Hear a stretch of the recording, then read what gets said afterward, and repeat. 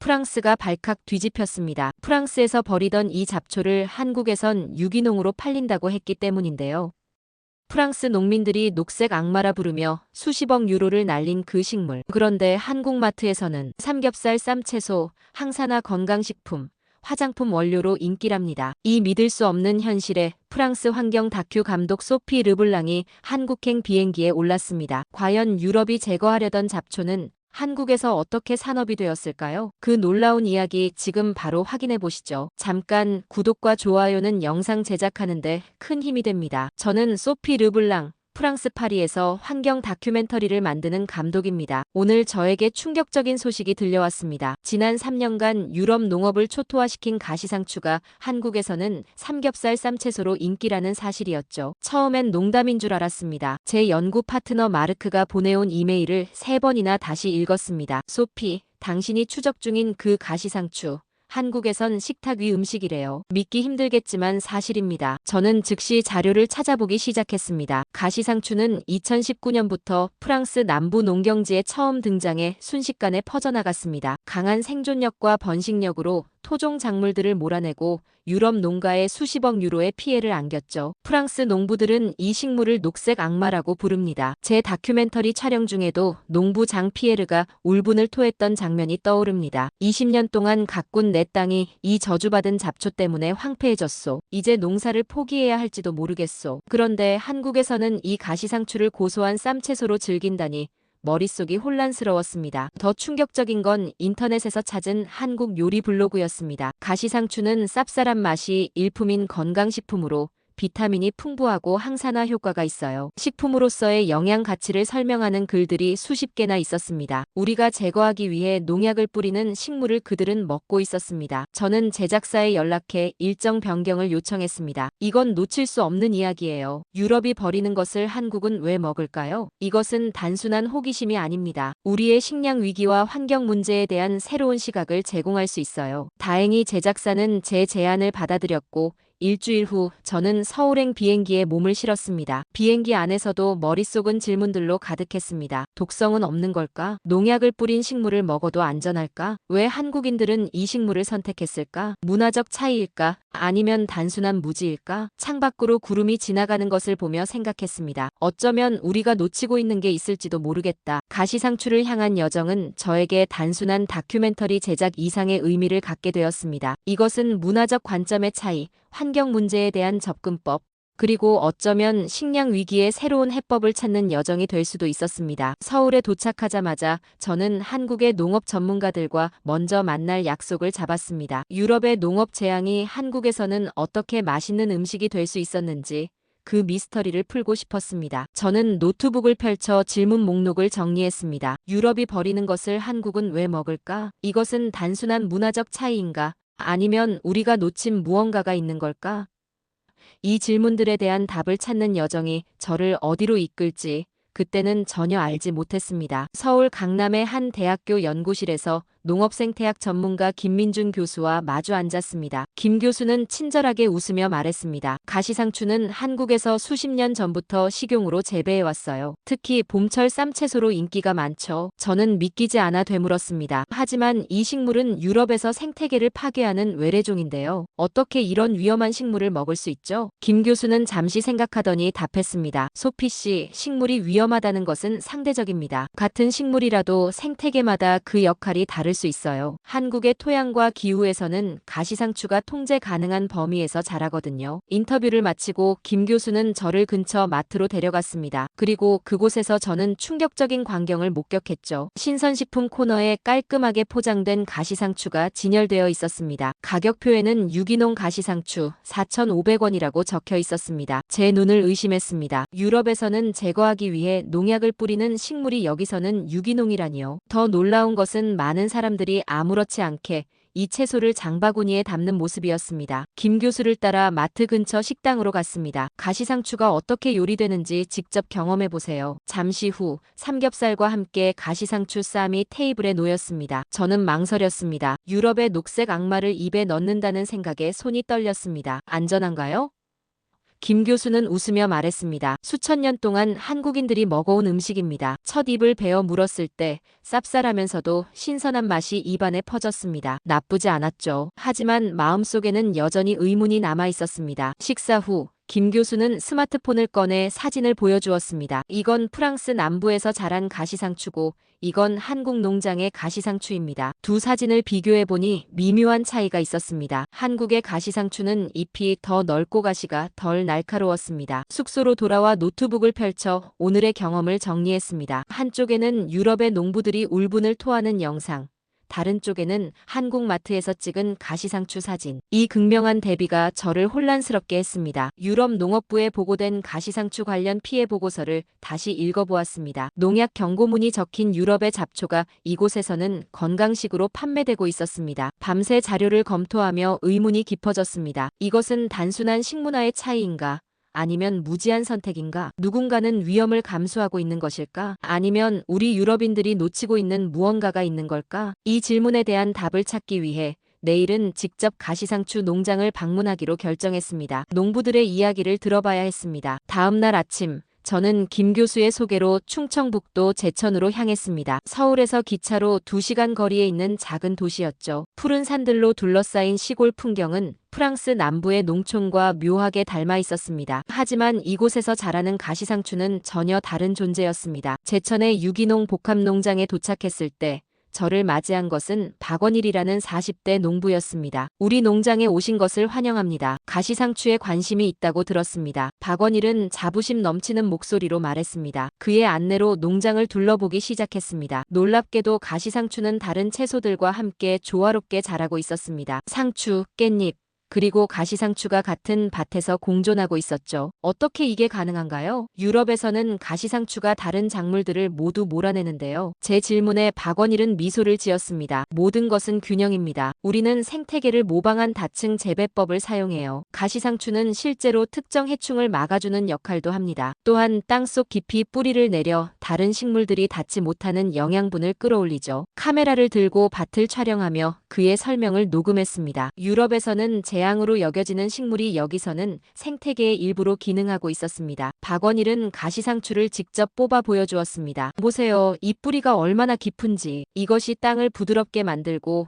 물이 잘 스며들게 해요. 우리는 이것을 자연의 농부라고 부릅니다. 그의 말대로 가시상추가 자라는 주변 흙은 부드럽고 촉촉했습니다. 반면 제가 본 유럽의 가시상추는 주변 토양을 메마르게 만들었습니다. 저는 혼란스러웠습니다. 왜 유럽에서는 이런 효과가 없는 걸까요? 박원일은 생각에 잠기더니 대답했습니다. 아마도 재배 방식과 주변 환경의 차이일 겁니다. 단일 작물만 대규모로 재배하는 유럽의 농법과 달리 우리는 다양한 작물을 함께 키우거든요. 점심시간이 되자 박원일의 아내가 밭에서 직접 딴 가시상추로 샐러드를 만들어 주었습니다. 올리브 오일과 약간의 소금만 뿌린 단순한 요리였지만 그 맛은 놀라웠습니다. 쌉쌀하면서도 달콤한 맛이 조화를 이루고 있었죠. 이것이 유럽에서 자란 가시상추와 같은 식물인가요? 의문이 들었습니다. 식사 후 박원일은 저를 작은 실험실로 안내했습니다. 그곳에는 여러 종류의 가시상추 샘플이 보관되어 있었습니다. 우리는 여러 지역의 가시상추를 연구하고 있어요. 같은 식물이라도 환경에 따라 성질이 달라지거든요. 그의 설명을 들으며 깨달았습니다. 문제는 식물 자체가 아니라 그것을 어떻게 관리하고 활용하느냐에 있었던 것입니다. 농장을 떠나기 전 마지막 질문을 던졌습니다. 왜 유럽에서는 죽이려고 하는 식물을 한국에서는 키우나요? 박원일은 잠시 생각하더니 답했습니다. 모든 생명체는 그 자리에서 의미가 있습니다. 문제는 우리가 그것을 어떻게 바라보느냐에 있어요. 자연과 싸우는 대신 자연의 질서를 이해하고 함께하는 것이죠. 제천에서의 경험은 저에게 큰 충격이었지만 더 놀라운 일은 다음 날 있었습니다. 박원일은 저를 마을 외곽의 작은 농장으로 안내했습니다. 진짜 가시상추의 비밀을 알고 싶다면 이정자 할머니를 만나봐야 합니다. 구불구불한 시골길을 따라 걸어 도착한 곳에는 작은 한옥과 넓은 텃밭이 있었습니다. 72세의 이정자 할머니는 지팡이를 짚은 채 저희를 맞이했습니다. 주름진 얼굴에 환한 미소를 지으며 말했습니다. 외국에서 온 손님이라고? 어서 와요. 할머니의 텃밭은 박원일의 농장과는 또 달랐습니다. 온갖 종류의 채소와 허브, 꽃들이 질서 없이 어우러져 자라고 있었죠. 언뜻 보기에는 혼란스러워 보였지만 자세히 보니 그 안에 묘한 조화가 있었습니다. 이정자 할머니는 가시상추가 자라는 곳으로 저를 데려갔습니다. 이건 우리가 함께 사는 채소라고 부르는 것이에요. 할머니의 설명에 따르면 가시상추는 다른 채소들을 해치는 것이 아니라 돕는 역할도 한다고 했습니다. 이 가시상추 주변에 고추를 심으면 벌레가 덜 생겨요. 그리고 이 식물의 뿌리는 땅속 깊이 들어가서 다른 채소들이 사용하지 못하는 영양분을 끌어올린답니다. 카메라를 꺼내 할머니의 말씀을 녹화하면서 저는 점점 더 혼란스러워졌습니다. 유럽에서는 생태계 파괴자로 여겨지는 이 식물이 여기서는 조력자가 된다니요. 할머니, 이 식물이 다른 채소들을 죽이거나 영양분을 빼앗지 않나요? 제 질문에 이정자 할머니는 웃음을 터뜨렸습니다. 식물들도 사람과 같아요. 혼자 있으면 이기적이 되지만 함께 있으면 서로 돕게 되죠. 비밀은 다양성에 있어요. 한 종류만 심으면 병들기 쉽지만 여러 종류를 함께 심으면 건강하게 자라요. 할머니는 가시상추 잎을 따서 저에게 건네주었습니다. 직접 맛보세요. 이건 우리 밭에서 자란 거예요. 입에 넣자 신선하고 쌉쌀한 맛이 퍼졌습니다. 서울 레스토랑에서 먹었던 것보다 더 풍부한 맛이었죠. 이정자 할머니는 계속해서 말했습니다. 옛날에는 모든 집에서 이렇게 다양한 채소를 함께 길렀어요. 가시상추도 그중 하나였죠. 요즘은 단일 작물만 대규모로 재배하니까 문제가 생기는 거예요. 할머니의 농사법은 현대 농업과는 완전히 달랐습니다. 화학 비료나 농약을 사용하지 않고 자연의 순환을 따르는 방식이었죠. 이 가시상추가 죽으면 거름이 되어 다른 채소를 살찌우고 그 채소가 또 다른 생명을 키워요. 이게 자연의 순환이에요. 저는 할머니에게 유럽에서의 가시상추 문제에 대해 설명했습니다. 농경지를 황폐화시키고 수십억 유로의 피해를 입히는 이야기를 들려드렸죠. 이정자 할머니는 한동안 생각에 잠기더니 말했습니다. 그건 식물의 잘못이 아니라 사람들의 방식 때문일 거예요. 자연은 항상 균형을 찾아가려고 하거든요. 한 가지만 심으면 자연이 그것을 바로잡으려고 다른 것을 보내는 법이죠. 할머니의 말씀은 저에게 새로운 관점을 제시했습니다. 가시상추가 유럽에서 문제가 되는 이유는 어쩌면 우리의 농업 방식 때문일지도 모른다는 생각이 들었습니다. 단일 작물 위주의 대규모 농업이 자연의 균형을 깨뜨리고 가시상추가 그 빈자리를 채우려 하는 것은 아닐까요? 이정자 할머니와의 만남 이후 저는 한국의 가시상추 활용법을 더 깊이 알아보기 위해 서울로 돌아왔습니다. 김민준 교수의 소개로 농업기술연구소를 방문했습니다. 그곳에서 저는 또 다른 충격적인 사실을 알게 되었죠. 한국에서는 가시상추를 단순한 식용채소를 넘어 다양한 산업 분야에서 활용하고 있었습니다. 연구소 내 생명공학팀의 장수연 박사는 가시상추 추출물을 분석하는 실험실로 저를 안내했습니다. 가시상추에는 항산화 성분이 풍부해서 화장품 원료로도 사용됩니다. 또한 특정 성분은 염증을 줄이는 효과가 있어 의약품 연구에도 활용되고 있어요. 장 박사의 설명을 들으며 놀라움을 감출 수 없었습니다. 유럽에서는 제거 대상인 식물이 여기서는 고부가가치 산업의 원료가 되고 있었습니다. 다음으로 방문한 곳은 도시농업센터였습니다. 서울 도심 한복판에 위치한 이 센터는 빌딩 옥상과 작은 공터를 활용한 도시 농업 모델을 개발하고 있었습니다. 센터장 이태호는 흥미로운 프로젝트를 보여주었습니다. 우리는 가시상추를 도시 농업의 핵심 작물로 개발하고 있어요. 왜냐하면 이 식물은 대기 오염에 강하고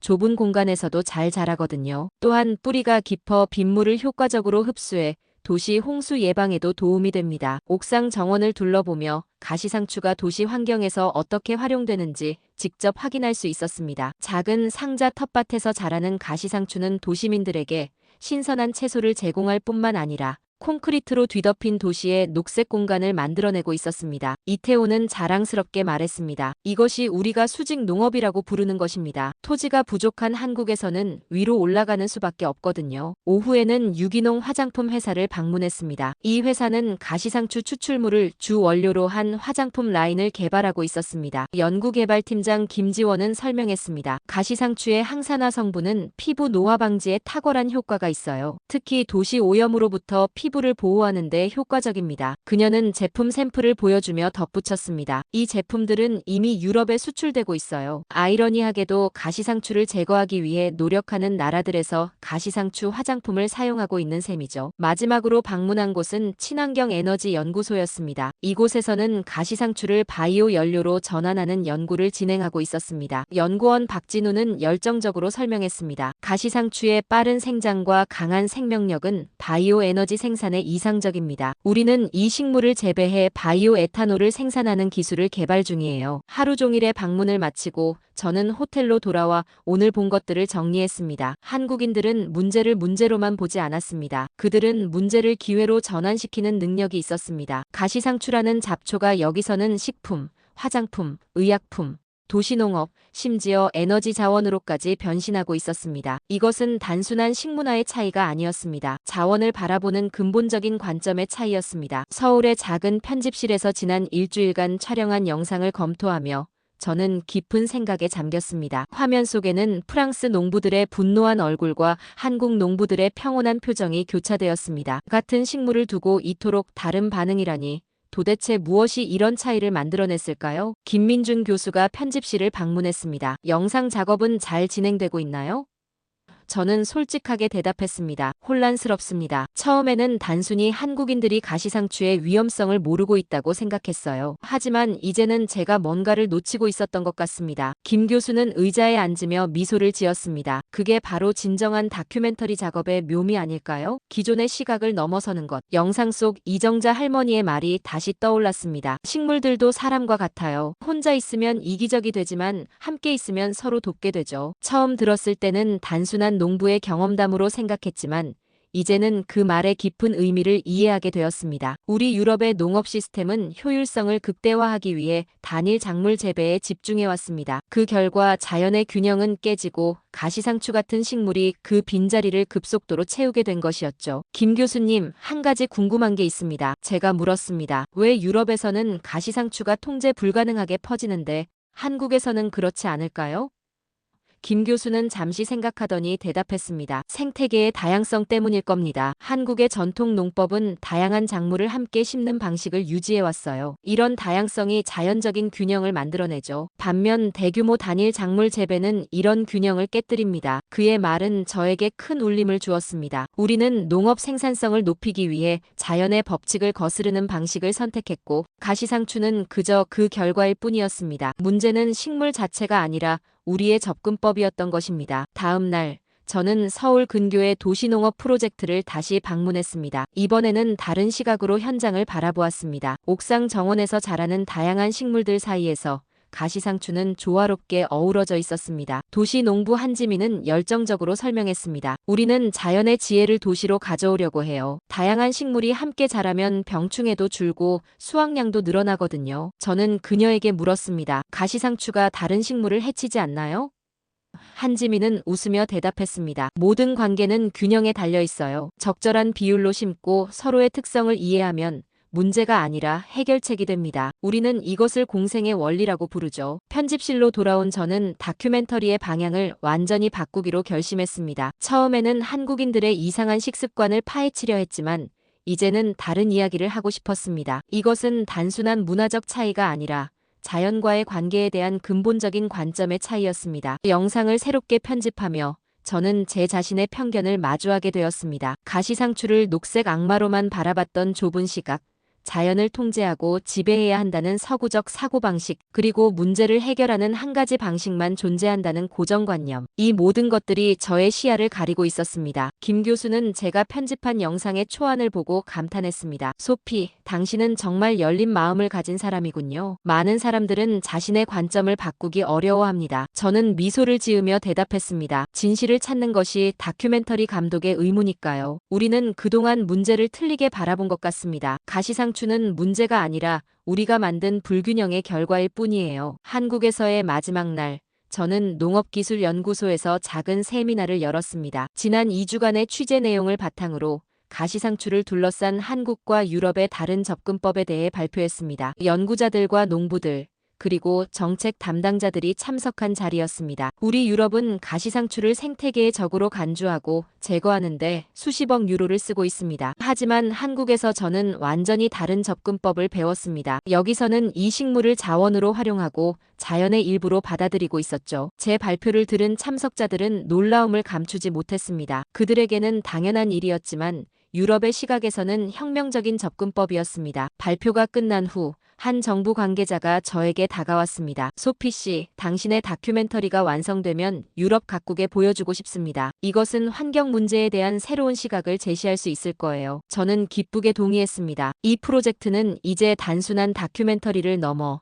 두 문화 간의 가교 역할을 하게 될 것이었습니다. 파리로 돌아가는 비행기 안에서 저는 지난 2주간의 경험을 정리했습니다. 노트북에 새로운 기획안을 작성하기 시작했습니다. 잡초의 반란 문제를 기회로 바꾸는 지혜. 이것은 가시상추에 관한 이야기를 넘어 우리가 자연과 맺는 관계에 대한 성찰이 될 것입니다. 파리에 도착한 첫날, 저는 제작사에 새로운 프로젝트를 제안했습니다. 가시상추만이 아닙니다. 유럽에서 문제가 되는 다른 교란종들도 새로운 시각으로 바라볼 필요가 있어요. 우리는 잡초 산업화 프로젝트를 시작해야 합니다. 처음에는 의아해하던 제작사 대표도 제가 한국에서 가져온 자료들을 보고는 곧 관심을 보였습니다. 가장 큰 도전은 프랑스 환경부 장관과의 만남이었습니다. 오랜 노력 끝에 성사된 15분간의 짧은 미팅에서 저는 한국에서 배운 교훈을 전달했습니다. 우리가 적으로 간주하는 식물들을 자원으로 활용할 수 있습니다. 이것은 단순히 비용을 절감하는 문제가 아니라 생태계에 대한 우리의 접근 방식을 근본적으로 바꾸는 일입니다. 놀랍게도 장관은 제 말에 깊은 관심을 보였습니다. 흥미로운 관점입니다. 우리는 지금까지 교란종을 제거하는 데만 집중했죠. 하지만 당신이 제시한 교란종의 산업 전환 모델은 새로운 가능성을 보여줍니다. 그는 곧 부처 내 전문가 그룹을 구성해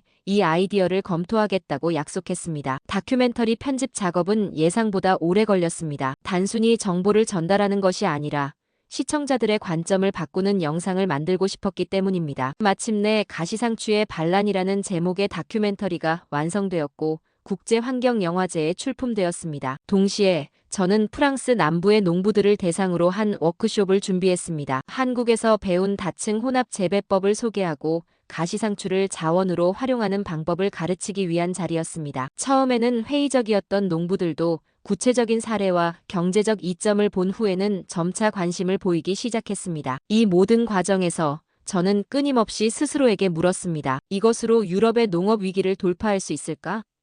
확실한 답은 없었지만 한 가지 분명한 것은 우리가 자연과의 관계를 재정립해야 한다는 사실이었습니다. 가시상추는 그저 시작에 불과했습니다. 진정한 변화는 우리의 사고방식에서 시작되어야 했습니다. 다큐멘터리 가시상추의 반란이 방영된 지 6개월이 지났습니다. 예상보다 훨씬 큰 반향을 일으켰죠. 여러 국제 영화제에서 상을 받았고 유럽 전역의 TV 채널에서 방영되었습니다. 가장 보람찼던 순간은 유럽 의회에서 특별 상영회가 열렸을 때였습니다. 환경정책 결정자들이 제 다큐멘터리를 보고 진지한 토론을 벌이는 모습을 지켜보는 것은 놀라운 경험이었습니다. 그러나 가장 의미 있는 변화는 현장에서 일어났습니다. 프랑스 남부의 작은 마을 몽펠리에에서는 농부들이 직접 가시상추 프로젝트를 시작했습니다. 그들은 한국의 다층 혼합 재배법을 도입하고 가시상추를 활용한 유기농 화장품을 생산하기 시작했습니다. 처음에는 작은 시도였지만 점차 성과가 나타나기 시작했습니다. 6개월 전만 해도 가시상추 때문에 농사를 포기하려던 장 피에르는 이제 달라진 모습이었습니다. 처음엔 믿기 힘들었어요. 하지만 방법을 바꾸니 놀라운 일이 일어났죠. 가시상추가 토양을 개선하고 다른 작물들과 함께 자랄 수 있다는 것을 직접 확인했습니다. 그의 농장은 이제 지역 관광 명소가 되었고 많은 농부들이 배우기 위해 찾아오고 있었습니다. 유럽 환경청에서는 교란종 관리 가이드라인을 전면 개정했습니다. 단순히 제거하는 방식에서 벗어나 생태계 내에서의 역할을 고려하고 활용 가능성을 탐색하는 방향으로 바뀌었습니다. 물론 모든 교란종이 가시상추처럼 활용될 수는 없지만 접근 방식 자체가 변화한 것은 큰 진전이었습니다. 저 역시 많은 변화가 있었습니다. 이제 저는 단순한 다큐멘터리 감독이 아니라 문화 간 환경 지식 교류의 중재자가 되었습니다. 한국과 유럽 사이의 지속 가능한 농업, 기술 교류 프로그램을 운영하면서 서로 다른 문화가 환경 문제에 어떻게 접근하는지를 연구하고 있습니다. 그리고 무엇보다 제 파리 아파트의 작은 베란다에는 특별한 화분이 있습니다. 이정자 할머니가 준 가시상추 씨앗을 심은 것입니다. 처음에는 잘 자랄지 의문이었지만